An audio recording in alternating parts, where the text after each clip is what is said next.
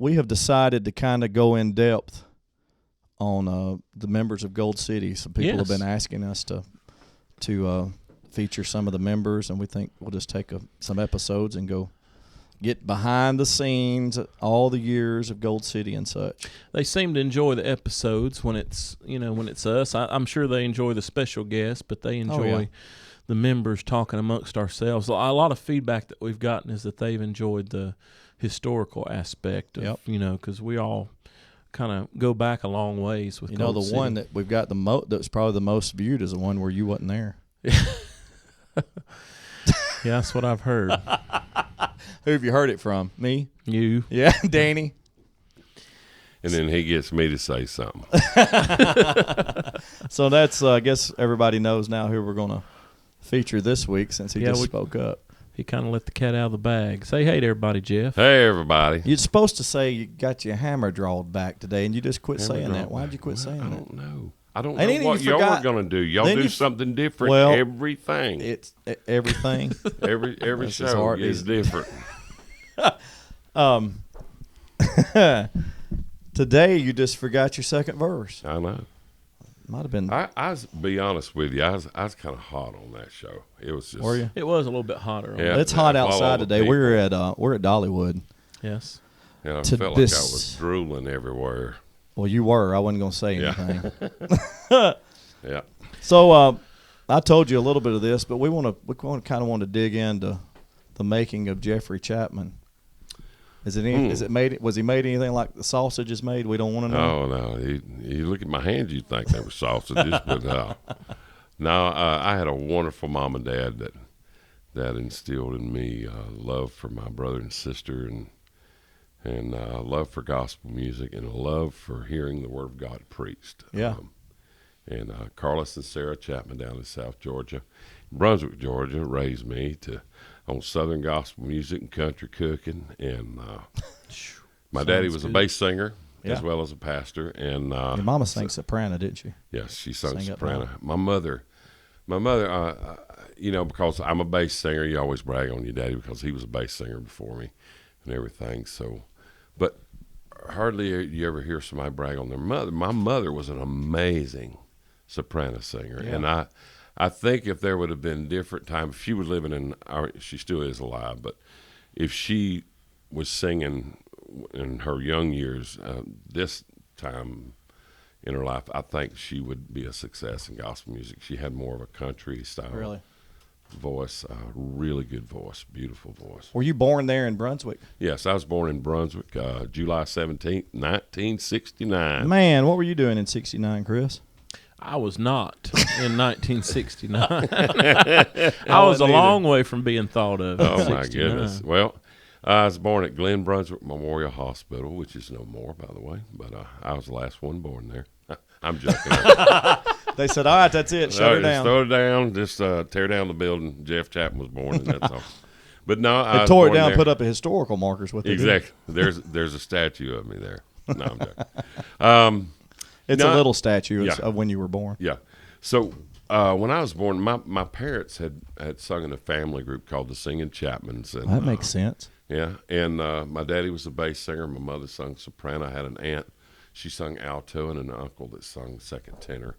And so they were also Chapmans. Yes. That was your So it was the two brothers. Yeah, two brothers and a sister called the Chapman. When Daddy married Mom, she just jumped right in and never really sung in front of anybody, just in their family, the Smiths, and just sung around the house and everything like that. And then whenever she married my dad, she had such an amazing voice. Just would sing a little bit while they were practicing and stuff, and they were blown away with her voice, and they asked her to join the group. And before that, my Aunt Diane was singing the high part. And so Mama joined in and started singing with them. And they sung for years. I mean, way before I was born. I mean, I always said that my mother was pregnant while she was singing on stage, so I was born on stage, I was just there, and I grew up under it. And they sung till I was about 6 or 7 years old. They started getting the kids of the family. They'd get them up and do this cute little song in the second half. and I was playing drums. My daddy said, "Get that boy off them drums." I was doing drum rolls and everything was going nuts.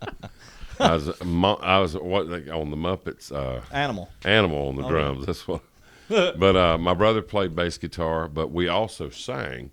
And when the Chapman family shut down, because they kind of shut the group down because one of my uncles was a pastor, and one was a deacon of another church. My daddy was a pastor, and so they had bigger obligations, so they quit singing together. Yeah. And so Mother kind of instilled us to gather around the piano, and we'd sing at least once or twice a week, around the piano at home.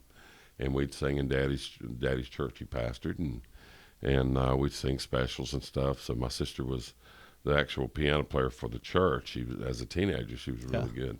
How much older is she and then Greg? Well, there's Angie. She's the oldest. Yeah. Okay. Greg's the middle child. Yeah, and Greg's the middle. So we're all 2 years apart. The craziest thing, my sister and my brother were born 2 years apart, but on the same day. Wow. Oh, wow.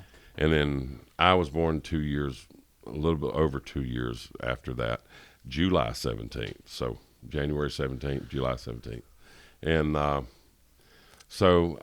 that we grew up in a little community called Brookman Community. And I was raised there. We went to Christian school and everything like that. And we just grew up every weekend, even after Mom and Dad quit traveling and singing. We would go to different singings that were in the area. Yeah. I mean, because I grew up, I was a inspirations nut. Really? Like these young kids are nowadays for the inspirations. Well, I was that way when I was a kid. I thought there was nobody better than Mike Holcomb. Yeah. So I little Troy Burns, and I loved them back then. They were younger back then, so it was. Then, when I got a little bit older, in 1980, started to evolve a little. I heard Gold City for the first time. I guess you'd probably been following George too, though, a little bit. Well, I didn't know who the Cathedrals was till it's like the Cathedrals and Gold City kind of hit it at the same time. They were very much. Because they recorded in Ohio, the Cathedrals did. It was very much. There was a Cathedral of Tomorrow. Yeah, Rex Humbard's thing. Yep. They were part of his program, so they were really more of a regional act, for the most. And performed on vicinity. TV. I remember seeing them on TV when I was a kid. They probably couldn't venture out a lot because they were there most Sundays too. But I got to know. I enjoyed the Cathedrals too because that Live in Atlanta was coming out about the same time as Gold City Quartet Live was, and it's kind of crazy because the Cathedrals had been going a long time. They had been in existence for a good while since '64. Gold City hadn't, but they both hit at the same time. You know, when Kirk went with I think it was 79. 79 is when Kirk and Mark joined. Mark came a little longer, and that's really shortly thereafter. That's when they exploded. I mean, that live album. So how old would you have been at that time when the 80? Well, I was born in 69, so 79, so you were 80. 10, 11. 20. Yeah, 10, 11. And just yeah. I went bonkers over it. And believe it or not, I had heard Gold City before the live album. So the live album came out in, 82? Yeah. So I listened to Under Control when it was recorded on the old album. What album was it? I think that was on... I've Got a Feeling, maybe. Yeah, I think that's it. Yeah. So what you're saying is you don't know? Well, they recorded about 4 albums there within the span of a couple of years. They recorded like 4 budget projects. You're supposed to know folks, every what album. y'all don't realize is Chris is a walking encyclopedia for Southern gospel music. Yeah, and a lot of just music in general. There's so much. There's so many albums and songs flowing through my brain. Sometimes it's hard to put them with the. I try to imagine the back of the album cover. Yeah. So what you're saying is your limitless knowledge of gospel music has become limited because of your knowledge? One of my things in the morning. I only have so much capacity. Eating a bowl of Captain Crunch or Frosted Flakes and reading the box. Chris ate cereal and read the back of record albums. I did. I did read the liner notes. I used to love the liner notes. Oh yeah, man! I'm telling you, inside of the CDs and stuff. Yes. Yeah, J cards on cassettes. Your dad, you tell the story of growing up on the church grounds, but was he pastoring your whole childhood? No. He kind of stopped. He resigned from pastoring probably, I'd say, probably 82 or 83. Okay, so you were. And he took over as at the bus pastoring thing at another church in Brunswick. And, okay. We went there and went there for quite a few years. And it was Emmanuel Baptist Church, and Daddy was the bus Christian pastor. School. Yeah, went to Christian school there at Emmanuel. And then we discovered a church down in Florida during camp meeting one year. And I'd always heard about camp meetings and jubilees and stuff like that. And I always wanted to be a part of them because, those preachers, they get cut loose there, buddy. Yeah. They're just dignified and straight and everything like that. But you get them at a camp meeting, buddy, they'll shout the aisles, And, Oh, yeah. And I've been in some of those that were hair standing on end, buddy, because it was so good. Great preaching, good singing. And we moved down to Yulee, Florida, and my daddy became the radio manager there to go at the gospel station they had there at the church. Oh, wow. Over 50,000 watts, WNLE radio station, 91.7. My daddy was the general manager of it and ran that part of the ministry. And my mother was the co-manager, and together they worked the radio station. How about and everything. that? So you did get a lot of. Yes, I got a lot of music, Southern gospel music in my life, even more when that happened. Yeah. I was telling Kim Hopper the other day that I remember when she was probably about 17 or 18, the group we had out of the church there called the New Proclaimers. Amen. Me and my brother and Danny and Tommy, some friends of ours, and music director Tommy, and my sister played piano, and we sung and opened up for the Greens. We thought we were something else. Oh, yeah. Buddy, I had on my silver shiny suit. That was before Dean had snagged Kim, so you were probably. Yeah. Hey, I'm right here.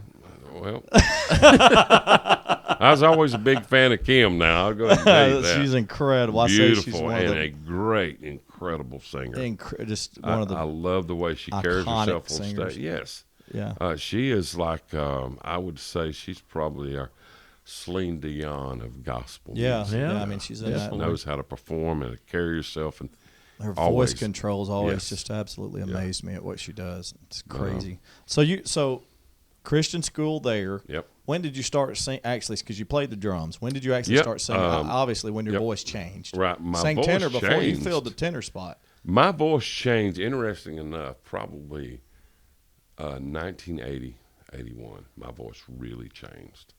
And I heard Tim Riley for the first time sing Under Control, and then they come out with a live album. It was Gold City Yes. with him doing it, because he cut it with the Yes. Southman. Well, He sang it with the Southman. I thought he did it with Gold City to begin with. No, he sang. I'm looking at the Human Encyclopedia. I'm pretty sure. here. Now, I'm pretty I sure never knew he cut it with the South. I don't know if he I cut it, may but be I'm pretty right. sure he sang it with the South. Okay. You could be right, because I could hear it to, son, we recorded that back in 1979 with the Southman. So I could hear that, But then you mentioned that live album, and that had the song "What a Happy Time." Yes. And you What said a happy you always time. I've gravitated never heard toward anybody that. do that. Pray a golden heart. I mean, that right Yeah. there, when he hit that, I was like, like a tuba. yeah, it sounded like he a wasn't. tuba. He wasn't old. No. he was young back then.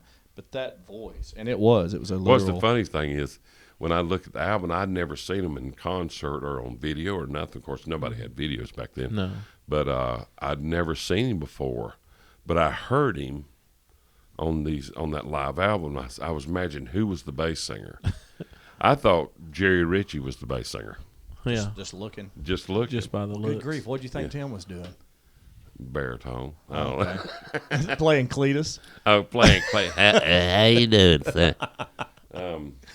But I discovered that, and it was goodbye everybody. I was like, that is incredible. And then I started singing more bass stuff, and Mama, she was like, son, I don't know if you realize it or not, but your voice has developed. And I was too young to realize it. I mean, I was a crazy little kid, Yeah. still playing with toys, And yes, I was 12 years old, and I was playing with toys Yeah, still. it's probably 18 or 19. I was Star Wars, man. I wanted Star Wars so bad. We could afford it. So I'd play with other people's toys. Go over there. Can I play with the Star Wars toys? That's why you got to check out their toy collection before you become their friend. Exactly. I remember when I was a kid, when we would go to churches and sing for the Chapman family. Go to the nursery. The first thing I'd do is find the nursery because I wanted to play with the toys. Yeah, I was the same. I was the same way. Whenever I was a little kid, loved it. But I would sit there. We go to the Waycross all night singing. I'd just sit there and watch the bass singers. And Mama told me, she said, "Son, I don't know. You probably don't even realize it, but your voice has developed a lot faster than I thought. Mm-hmm. I figured 14, 15, you'd have a voice change, but mine changed at 11 or 12." Wow. And just went low. And I could sing everything Daddy was doing. When I was 14 years old, I recorded with the New Proclaimers. I recorded Under Control in the same key Tim did it in. Holy smokes. I wonder if that's out there somewhere. It is. Do you have it? I don't have a cassette. It's somewhere. I know my family probably has it, but that'd be neat probably my buddy Tommy Young. He may have some because he was the one that made the money, so he did got the cassettes made and everything. But I was just a young kid, and wasn't long after that we moved down to Yulee, Florida, and I started going to the camp meeting every year. And every year they'd have a group called the Bob Wills family, which is Bob Wills had the group Bob Wills and Inspirationals, and people recognize the Wills from the Wills family in Fort Worth, Texas. But now they're the Inspirationals. Yes, it was Bob Wills and Inspirationals. Yeah. And now they took away Bob Wills out of it, and it's just the Inspirationals of Texas. But that is his sons? Yes. Okay. Donnie, the bass singer, and Ronald, the baritone singer and owner of the group. They're the descendants of Bob. So did they see you there, offer you a job? Well, it kind of like that. I saw them about 3 or 4 years at camp meeting, and anytime we heard they were in the Jacksonville, Brunswick area, we would go and see them, and kind of got along with them good and everything. And they'd heard me sing some solos during camp meeting or sing with our local quartet, and Brother Bob had always said, he said, "You get a little bit older, I'd love to get you some experience out on the road and just take you out, for a little while and just see how you do, And I said, yeah, that'd be awesome. All I wanted to do was get on. That's all I could think of. Yeah. Singing in a group on the road, singing bass in a male quartet. And one of them buses. Yes, and traveling on a bus. That's all I could think of as a teenager.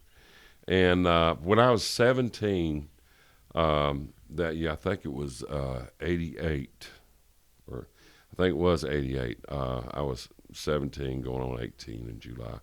I started traveling with them full time, and it didn't last long because they're the type of group, they'd be gone for months at a time. Right. You were living on a bus. Yes, we were living on a bus. And it was in Texas. Yeah, and they were out of Texas, so we traveled all over. Before I was 18 years, my 18th birthday was celebrated on the bus on July the 17th of that year. 88 or 89 that year.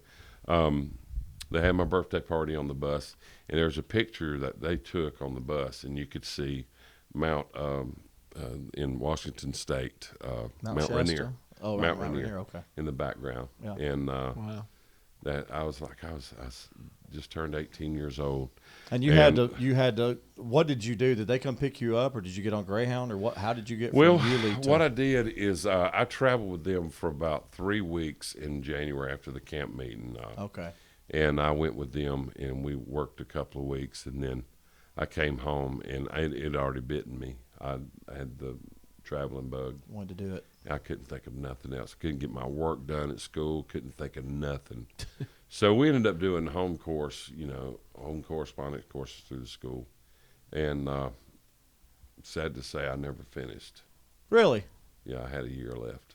Still got a year. Yep. Boy, it's really messed you up. Yeah, I'm so stupid. I feel so stupid. I'm going to go ahead and say that you've made a pretty good decision just to go on. And yeah, I know even though how long were you out with them?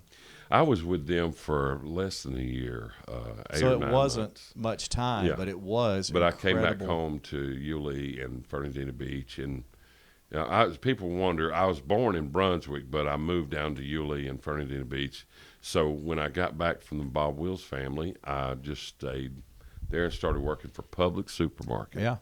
and moved up into a little bit of part-time management and stuff like that, the nighttime stockman and everything like that, and went full-time with them, and enjoyed working for Publix. And then I started in David's Men's Clothing there in Fernandina Beach. I started selling men's clothing. Really? And they were training me to be the manager of another store in Georgia. And I just, when they were telling me about it, I couldn't fathom it. I mean, no, that's not what I want to do. Yeah. And the manager that was training me, he was telling me, well, you know, gospel music, you can't depend on that. I said, it's in my heart, man. Yeah. That's what I want to do. And I was 18, going on 19, and right after I turned 19 years old, my girlfriend broke up with me. I thought I was going to marry her, and I was kind of just, I felt like I was stagnant. I didn't know what was going on. I went and saw the cathedrals in Jacksonville, Florida, while I was dating her, and I sit there that night and I squalled and cried the whole service. It was such an anointed service. I mean, if you've ever been in a cathedrals concert, you know what I'm talking about. Oh, yeah. It was Danny Funderburk. Roger had just come back. Gerald had stopped by that day. Matter of fact, I saw him. Really? And then Mark was there. Of course, Roger, George, Glenn, and Danny. And it was so amazing. They were doing the album I Just Started Living. Oh, yeah. Wow. Yeah. And the first time I heard Sin Will Take You Farther Than You Want to Go, you know, I just started living, and I was standing up and applauding, and I was squalling. Couldn't figure out why. I just thought it was a move in the Spirit. And it was, but it was working on my heart. And I went, because I left in a bad way with the Bob Wills family, because I was burnt out. Yeah. After being gone from home. Well, you were also a kid. I was just a kid. You don't know how to handle things. And like that. there was a little altercation. There's this tiny, it wasn't that much. I mean, at the time it seemed like it was big, but it wasn't. And Brother Bob said, you just go on back home. You're not ready for this yet. So I flew home and started working. And like I said, felt like I was stagnant, and was dating this girl. And we went and seen the cathedrals that night. And I went down after it was over. And George would stand around the stage and he would talk to people instead of going to the table. Right.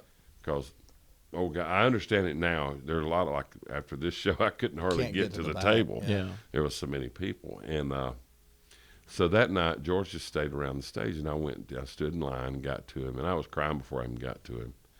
And I told him, I said, my name is Jeff Chapman. I said, you may hear about me one day. I said, I'm 18 years old. I just turned 19, and I am an incredible bass singer. I'm probably the best bass singer in the whole world.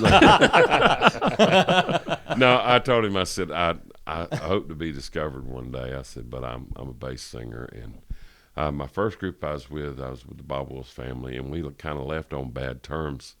I kind of feel like God's got me on a shelf. That's all I could think of at the time. I couldn't understand why I was crying, and I was so burdened, my heart. Well, he started praying with me. I cried on his shoulder, and he hugged my neck and took the time with me. Yeah.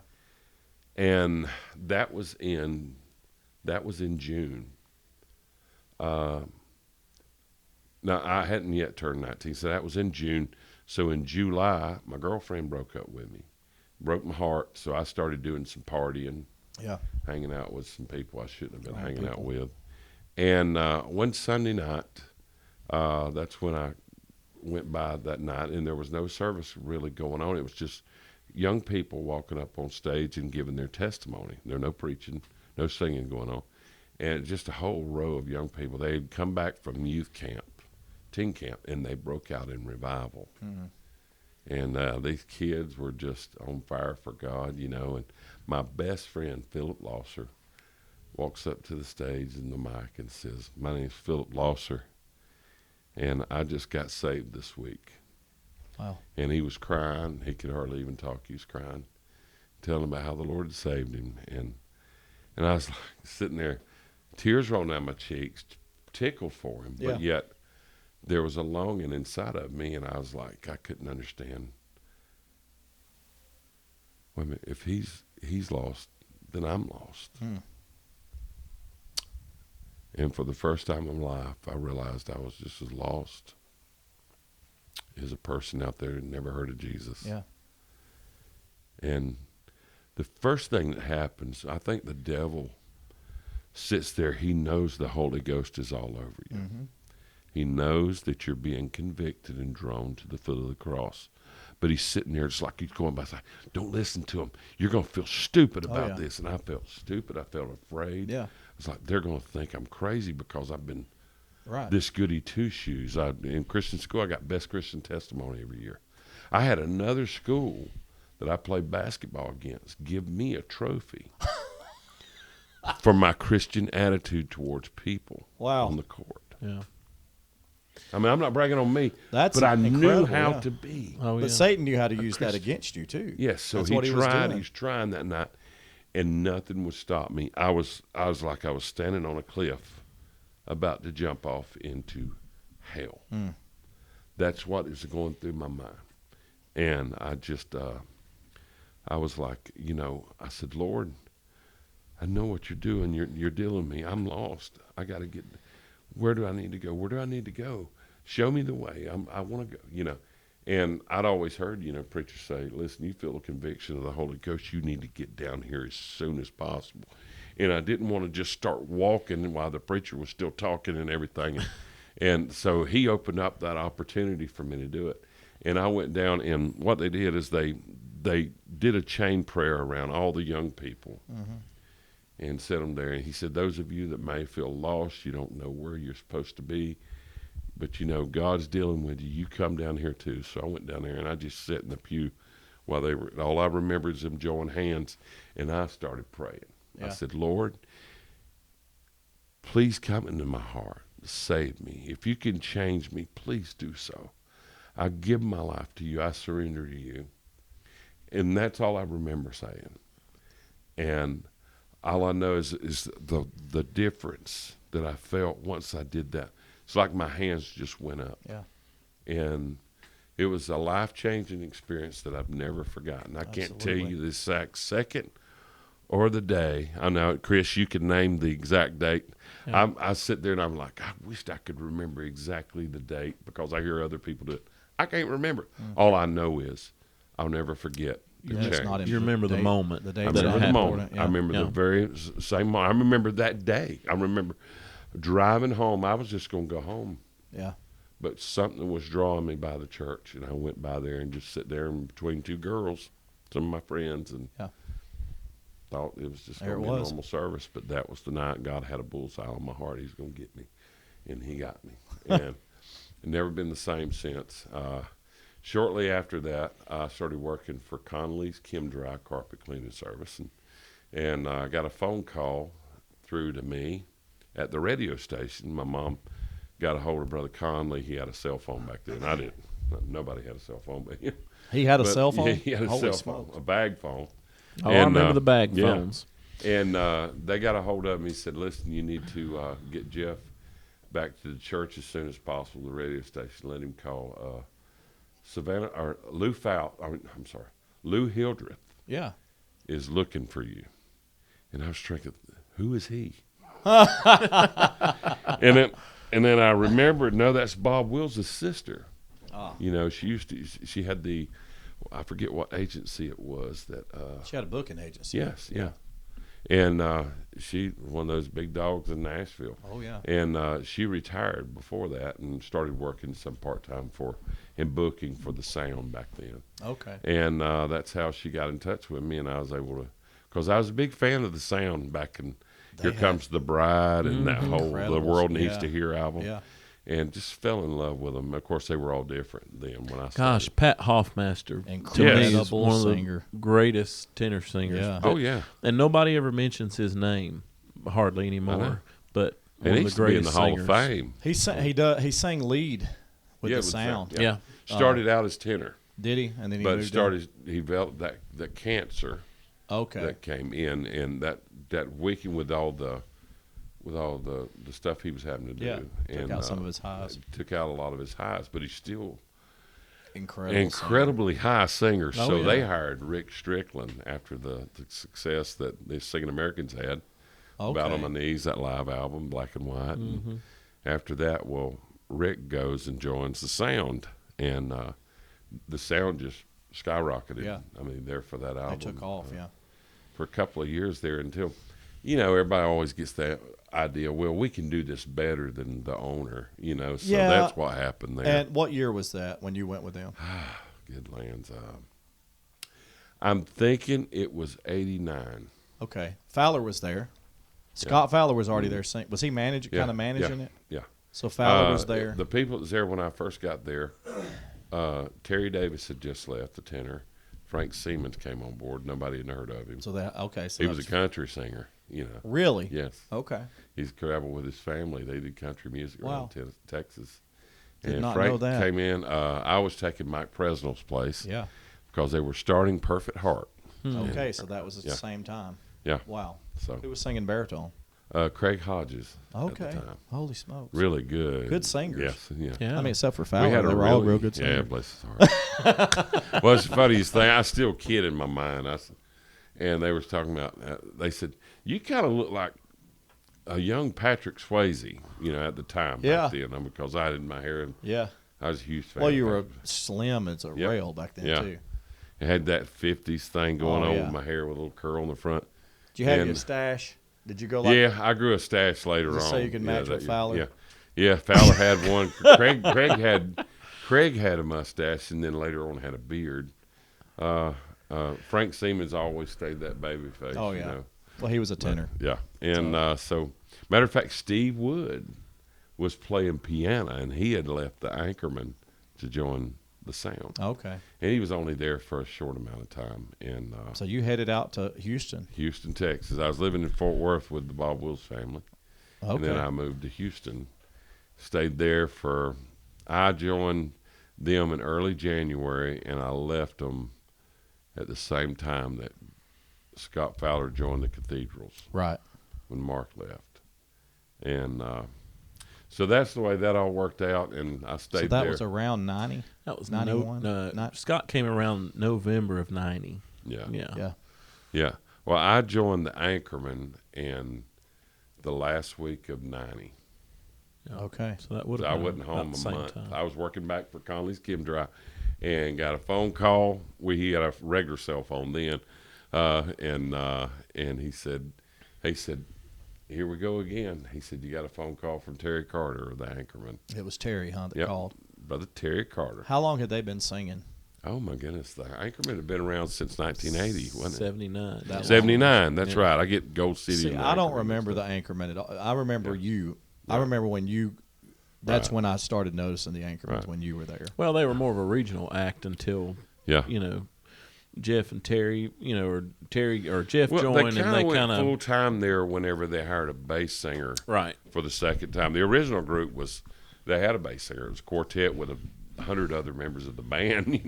They had a big band and everything, and then they went trio for the longest time with a band. Yeah. And never hired a bass singer until they hired Jody Medford to sing bass, and it's a wonderful day. That's him. Yes. Okay. That's him. And you replaced him. No, they hired Larry Stewart after that. Really? Yeah. He wasn't there long. No, he wasn't very, very long. Maybe a year, a little over a year and a half. Like that. And David Sutton had taken David Walker's place. David Walker was an amazing tenor singer, kind of like Danny Funderburk there. Mm-hmm. Holy smokes. I thought he would have took the Cathedral's position, but it never worked out. Really? I never heard of him. Yeah. David Walker's Brian Walker's dad. Yeah. Okay. Yeah. Incredible tenor. Wow. One of my favorites. Well, anyway, so David Sutton, he was only 18 years old, fresh out of high school, left the Watchmen, a local group out of Goldsboro, North Carolina, where his daddy, Denny Sutton, sung tenor. David played drums and played harmonica and would sing a little bit of song. Yeah. A few songs. One of his songs that was famous around eastern North Carolina was Little David. That makes sense. Gold City's old song. Makes sense. And so he joins the Anchorman, and is David Sutton, Bonnie English, Terry Carter, and then me. Yeah. And Joe Lane on piano, Tim Bullins on drums, Danny Johnson playing bass, and there for a while we had Dwayne Johnson, not The Rock. The Rock. Oh, okay. But Danny's brother Dwayne, he traveled with Swaggart and was a big time part of Swaggart's ministry there for back in the late '70s and early '80s. Dwayne Johnson. A lot of people, a lot of older folk will remember Dwayne Johnson with Swaggart. So I joined them, and I stayed with them till I think it was 2000. I mean, of course, if you look at all the pictures of Anchorman while I was there, it looked like I changed groups. Yeah. You know, I mean, there was so many different kind of a revolving door. Yeah. But name them. Go ahead. Yeah, it's I crazy. I can't like you or like y'all can, but it was almost a farm league. Yeah. The Anchorman and the Singing Americans both. It seemed to be and Ed O'Neill and the Dixie Melody Boys. Dixie Melody Boys. Those North Carolina groups that really seemed to be a stepping stone. Mm-hmm. And if you think about it, there's not when you get to at that time the Gold City, the Cathedrals, the Kingsmen, kind of that was the three back then. Well, it's kind of Gaither in there too. Yeah, but Gaither did his own thing. That was his own deal. I mean, it was so far separated. The three that I looked up to was Gold City, Cathedrals, and Gaither. Oh yeah, That's absolutely. the way I saw it, vocal band. But it was like those were feeding the other top three groups. Yeah, and that's it can still happen. Yeah, today it's to an extent because talent's talent, and it. Mm-hmm. But if it wasn't for you had.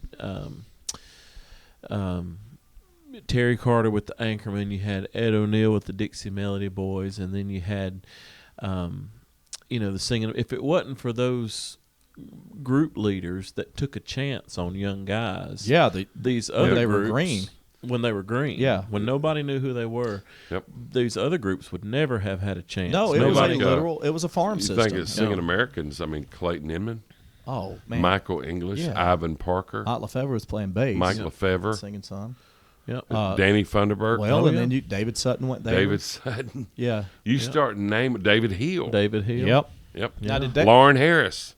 Did David sing with Anchorman too? Yeah. Yes, David Hill. He sang with you, didn't he? When Bonnie English left, they started the Statesman with Gaither and all that, the new Statesman thing there. Yeah. Bonnie left the group, and David Sutton left to join the Singing Americans. So we had to all of a sudden find new talent. So it was me and Terry looking for talent, and we found David Walker came back for about 3 months. Okay. And he left, and we hired a guy named Buddy Cummins that recorded a live album. David Hill was the lead singer after Bonnie. He just walked right into it. He was a huge fan of Bonnie. He had to be young, didn't he? Yeah, he was. He was my age. We're very similar in age. We were so. Wow. But through the years of the Anchorman, and we got David Hill, Dale Forbes, Philip Hughes, Ricky Wilhide, Steve Ladd, Aaron McCune, Brian Ruth, Aaron McCune took my place. I forgot about that. Yeah. David Hester, Will Lane. Yeah. That's where he got his multiple talents came through there, and I left them and joined in 2000, July of 2000. I joined the Blackwoods at the Governor's Palace here in Pigeon Forge. Was that? I want to go back to that Anchorman stuff too. Okay, for a minute. all right. But was that for stability? Was that to be off the road? Yeah, to get off the road, and I was tired of traveling. Well, your kids were young. Yeah, and you Taylor, didn't have Sean, did you? No, we hadn't had Sean. Yeah. Yet. Taylor was she was 8 or 9 years old, and I joined the Blackwoods just to get off the road. I mean, the Blackwoods only traveled for January and February, and that was just 2 weeks, and then a week and a half. So were you with the Anchorman when you met Angie? Yes. Okay, so you were already traveling. Yeah, whatever, I was already traveling. Met her my hairstylist Pam that I went to every couple of weeks. Yeah, beautiful lady at that. But she introduced me to Angie, and later on, me and Angie hit it off and became more than just friends, and just fell in love and got married. And we had Taylor. She did have a miscarriage there, and that baby was also called Taylor. So, wow, really? So we picture in our mind it was a little boy named Taylor. Okay. So, but and then then after I left the Anchorman and we moved over here to Pigeon Forge just to get off the road so I could be a real dad. We could go to church together. That was our desire, our goal. And I was making good with the Blackwoods. People, the past, we lost Ron Blackwood this year. Right. God took care of me through Ron Blackwood and Shelley Blackwood, R.W. Blackwood, and Donna Blackwood. Yeah. Wonderful people, 4 wonderful people that helped take care of me. I took Mike Allen's place with the Blackwoods. Wow, okay. After he left the Poet Voices, and then he came with the Blackwoods there for a couple of years, and I took his place. It's another great bass singer. Harold Gilley actually sung with the Blackwoods there for a little bit. Too great. Yeah, and so got back with Craig Hodges. That was with the Sound. He's one of my old buddies from back then. And I stayed with them for 2.5 years. And it was a strange evening. I got a phone call from, by the way, we may want to cut this off now, and I'll take it back up. We'll talk about the Kingdom Heirs from there. Yeah, let's do that. Let's kind of stop right there. Yeah. We're going to have to we're taking our time with this because we really want everybody to get to know. Jeff's got a storied career. He does. Yeah, I mean, I'm going on 40 years. Well, I don't know if you know or not, but he's old. The spirit of 56. Yeah, so anyway, we're really going to take our time and let everybody get to know the story, all the story of all of us. So y'all stay tuned for part 2. Part 2 will be you said you along. want to go back to the Anchorman about something. Well, I just want to go back to what was some of the songs that during that time that you were singing with the Anchorman? Can you even remember? It's a Wonderful Day. I still had to do that all the time. I've Been Touched. It was amazing. Was I've Been Touched? Were you on the recording of that? I was on that. Because they were having a lot of success. Yeah, that had some success too. Yeah. I've Been Touched. That live album that y'all recorded. I Feel Like Running. I Feel Like Running. Yeah, that was the one that stuck. Yeah. Yep. Who was singing lead then? David Hill. Okay. And who was singing tenor? Buddy Cummins. Okay. Terry on baritone, me on bass. We had Lumbee Indian from Lumberton. Yeah. Eddie Carter, and he played piano. And we had Tim Bullins on drums, Danny Johnson on bass, and then that was All Access Live. No, that was in concert. In concert, okay. Who owned that group? It was started back in 1979 by a guy named Ray Bullard. Okay, was he just a businessman, or was he a singer? Kind of a businessman. I mean, he ran a promotion company. Yeah, he was a businessman in that area. He wasn't a singer. He didn't sing in the group, so it was almost a Floyd Beck type thing with Old City. Type deal. But after spending so much money over the years, you kind of lose all your money. Yeah, but him and Terry Carter were good friends, and so he knew Terry could put the right people together. Yeah. Matter of fact, the first tenor for the Anchorman was Tony Jarman. Tony Jarman. Yeah. Oh man, what a singer! Yeah. Yeah. The bass singer back then was Gary Burdett. Not Larry Burdett, but Gary Burdett. Yeah. He's a local star basically in eastern North Carolina. Really? Yeah. Still a good bass singer. He's still alive. Benny Blackburn sang tenor with the Anchorman. That's right, Benny Blackburn. In the 80s. Let me see. I'm trying to think of all the talent that came. Benny was here when Brian left for just Brian a short took a little break, time. and then Benny was here in 84. Yeah. Did a couple of budget projects. Bob Oliver was actually the original tenor. Right. Yes. With Gold City for a certain period of time. But those guys, and even that was an interesting thing of buying a group and moving them, and then members not wanting to move or whatever, how Gold City always came about. But did the Anchorman just start from scratch? Did Terry just start putting it together? They all started with Terry came from Terry Carter's background was the Singing Samaritans, which was known all over North Carolina. Well, I remember hearing of them. And that was Michael English singing tenor. Wow. Bonnie singing bass.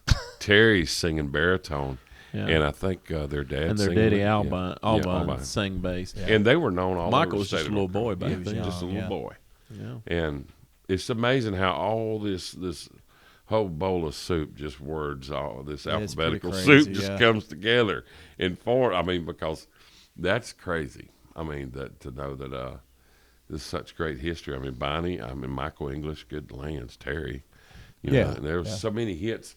Let's see. I feel like running. The first #1 song they ever had was called "Giver of Life." Oh yeah, and that was Steve Ladd, Philip Hughes, Ricky Wilhite at the time, and me. And then later on, John Stenberg took Ricky's place. And Kevin McCall, that was with Brian Free. Yeah, he sang lead for a short period of time. That, There was a song that you did on. Would have been the next album called "Joy for the Journey" that came out in 2000, something like that. Reflections of Life. Reflections of Life. Yes. I'm sorry. What'd I say? Joy for the Journey. Adoration was Anticipation was the name of that one that had Giver of Life. And then the following album was Giver of Life. Or it was called Reflections of Life. All right, y'all confusing me. Just get to the point. Good grief. The name of the album, Reflections of Life. There was a song that you did on that record called Forgiven, Forgotten.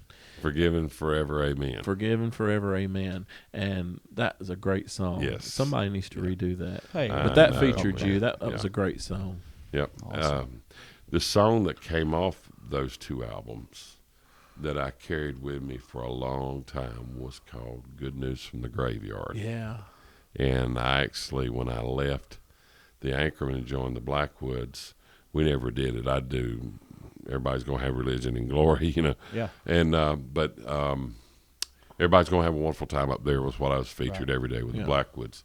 Then when I joined the Kingdom Heirs, Steve French wanted me to record Good News from the Graveyard again. Oh, okay. So that stuck with me for 10 years. Well, we'll get into those Kingdom Heirs years when it's hard to say Kingdom Heirs years whenever we get back. We're about 15 minutes to having to sing again, so I guess we better wrap this up.